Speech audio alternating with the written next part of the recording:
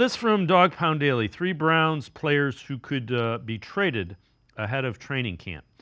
They say Jerome Ford, when Nick Chubb was injured in Week 2 against Pittsburgh Steelers, Ford pushed into the starting role.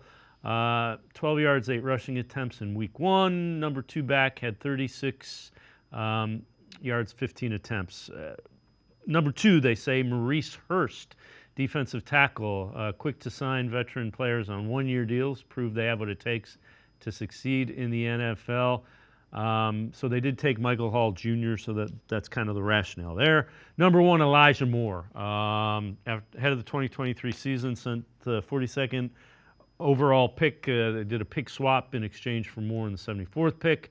Moore was taken in the second round at 34 and has not lived up to the potential, is kind of the rationale there.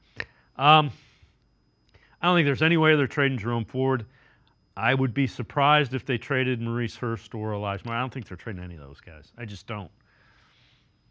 Yeah, I mean, there's really no reason to. Jerome Ford, I mean, right now, I'd put him as RB1 right now until Nick Chubb's 100%. Yeah, there were inconsistencies, I think, with Jerome Ford's game that he was too much a boomer bust, but at the very minimum, you see a guy who's capable of making big plays and can especially be a threat out of the backfield as a receiver, which is a nice thing to have for the Browns.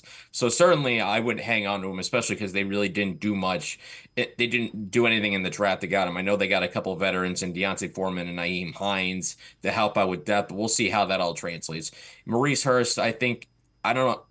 He's had a lot of injuries, so I doubt he would have a lot of value. Obviously, I think he played well for the Browns prior to his injury last season, and with Mike Hall Jr., I get that you want to get him on the field, but I think with defensive tackle, you want to protect him a little bit and really put him in advantageous situations till he gets stronger and understands all the nuances of playing defensive tackle in the NFL. And going to number 1 with Elijah Moore, yeah, I don't see that, especially considering he's in a contract year that his best year was last year when he had about 600 some yards and I think only 2 touchdowns. I think it said he's solid. Um, I don't know how high his ceiling is, and it if you're a team, why would you want to trade for him now when you could probably get him, in free agency potentially for maybe 9, maybe 10, $11 million, and he could be a solid 2 or 3 at that rate. I think if you're the Browns, you're probably smart just to hold on to Elijah Moore and see if you can get some compensatory pick value for Elijah Moore, because I think there's more value right now in keeping him than there would be in trading him.